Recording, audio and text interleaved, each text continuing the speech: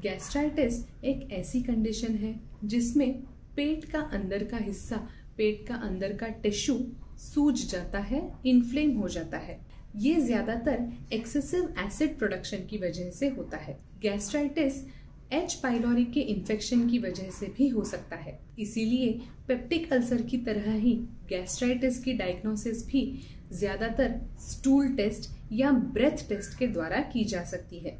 अगर H pylori का infection ना हो लेकिन फिर भी गैस्ट्राइटिस की शक हो रही हो तो आपके डॉक्टर आपको एंडोस्कोपी करवाने का सुझाव दे सकते हैं। एंडोस्कोपी में एक हॉलो ट्यूब को मुंह के अंदर इंसर्ट किया जाता है और फिर उस ट्यूब में से कैमरा को पास करके पेट के इनर लाइनिंग को स्टडी किया जाता है। अगर पेट का इनर लाइनिंग स्वोलन नजर आए या थोड़ा सा इन्फ्लेम्ड नजर आए तो वो गैस्ट्राइटिस की वजह से हो सकता है।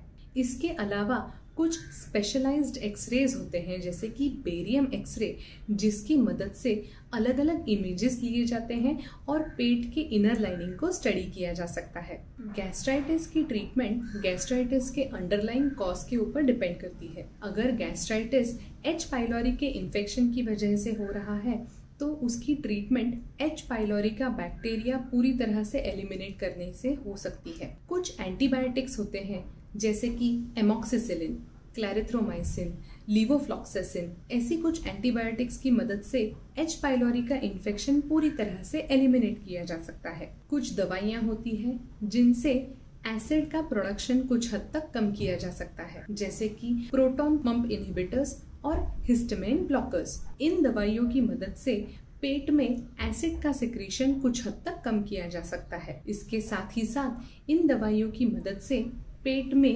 हीलिंग भी प्रमोट हो जाता है। एंटासिड्स की मदद से पेट में मौजूद एसिड को न्यूट्रलाइज किया जा सकता है। इसके अलावा कुछ दवाइयां होती है जो पेट के अंदर के हिस्से को प्रोटेक्ट करती है। इन्हें कहा जाता है साइटोप्रोटेक्टिव एजेंट्स। इनके द्वारा पेट की इनर लाइनिंग को प्रोटेक्ट किया जाता है और फिर हीलिंग को प्रमोट किया जाता है। कुछ लाइफस्टाइल चेंजेस भी होती हैं जिसके द्वारा गैस्ट्राइटिस की इंटेंसिटी बहुत हद तक कम की जा सकती है। खास तौर पर ईटिंग हैबिट्स को अगर थोड़ा सा मॉडिफाई किया जाए तो गैस्ट्राइटिस बहुत ज्यादा रिलीफ हो सकता है। खाना स्मॉल क्वांटिटीज में खाएं और फ्रीक्वेंट इंटरवल्स में खाएं। यूजुअली हम हमारे पेशेंट्स को रेकमेंड करते हैं कि हर 2 घंटे में थोड़ी थोड़ी क्वांटिटी में खाना कंज्यूम करें। एक ही साथ में पूरा का पूरा खाना ना कंज्यूम करें।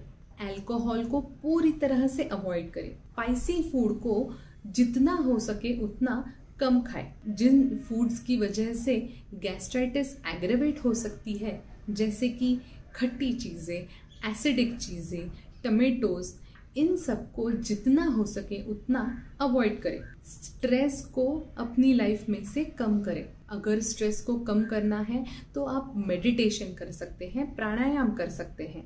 जितना हो सके उतना पेन रिलीव करने के लिए NSAIDs यानी कि पेन किलर्स का कंजम्पशन लिमिट करें।